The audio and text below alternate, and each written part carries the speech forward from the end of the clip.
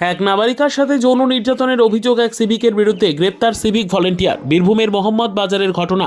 জানা গিয়েছে ওই সিভিকের প্রতিবেশী নাবালিকার সাথে গত নভেম্বর মাসে জোর করে ধর্ষণ করে বলে অভিযোগ হুমকিও দেওয়া হয় নাবালিকাকে কাউকে কিছু না বলার জন্য। এই মাসে নাবালিকাকে দেখে বাড়ির লোকের সন্দেহ হয়, চাপ দিতে গিয়ে সব বলে দেয় নাবালিকা। ঘটনার অভিযোগ দায়ের সিউড়ি মহিলা পুলিশ থানায়। গ্রেপ্তার সিভিক ভলেন্টিয়ার চিরঞ্জীব সিংহ, তাকে গ্রেপ্তার করেছে মোহাম্মদ বাজার থানার পুলিশ। আজ অভিযুক্ত সিভিক ভলেন্টিয়ারকে সিউড়ি জেলা আদালতে তোলা হয়। বিচারক ওই অভিযুক্ত সিভিক ভলেন্টিয়ারকে দুদিনের পুলিশ হেফাজতে পাঠিয়েছে। আমার মেয়ে শরীর খারাপ হয়নি। শরীর খারাপ না হওয়াতে আমার স্ত্রী তাকে জিজ্ঞেস করে যে বেটা তো শরীর খারাপ কেন হচ্ছে না।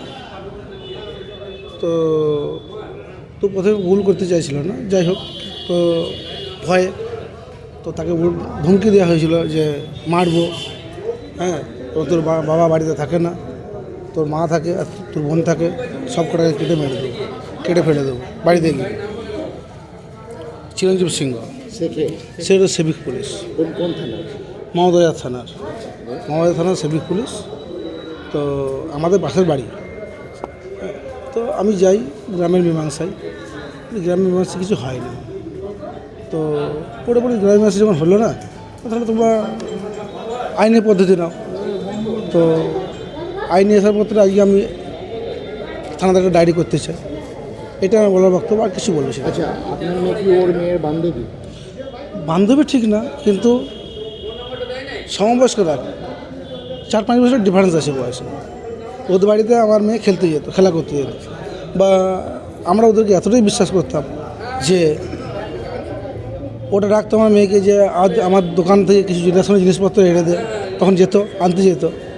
হ্যাঁ, তো এর পরিপ্রেক্ষিতে যে এরকম ধরনের কাজ করবে, একটা জঘন্য কাজ করবে, সেটা আমরা ভাবতে পারি না। কোন সময় এলাকায় একটি লিখিত অভিযোগ হয়, সেই লিখিত অভিযোগের পরিপ্রেক্ষিতে কেস রুজু হয় এবং সেই মমতা থানার যে সিভিক, তার নাম হচ্ছে চিরঞ্জিত সিংহ, তাকে পুলিশ অ্যারেস্ট করে যে সে কালী পুজোর দিন এবং কালী পুজোর পরের দিন একটি নাবালিকা মেয়েকে তার ঘরের মধ্যে ডেকে নিয়ে যেয়ে তার ইচ্ছার বিরুদ্ধে তাকে ধর্ষণ করা হয় এবং সেই পরিপ্রেক্ষিতে অভিযুক্ত ব্যক্তিকে আজকে কোর্টে আদালতে চালান করা হয় এবং আদালত তাকে পুলিশ প্রশাসন তাকে রিমান্ড চায় এবং তাকে 2 দিন রিমান্ড করে অ্যালাউ হয়েছে।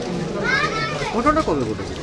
ঘটনা কালী পুজোর দিন 2 দিন হয়েছে। ঘটনাটা হচ্ছে একটা হচ্ছে 1-11-2024 এবং 11-12-2024, 2 দিন হয়েছে। এবং ও যখন খেলতে গেছিলো মাঠে, খেলার জন্য গেছে, তখন তাকে তাকে ভুল বুঝিয়ে তার ঘরে নিয়ে গেছিলো এবং সেখানে তাকে তার ইচ্ছার মধ্যে।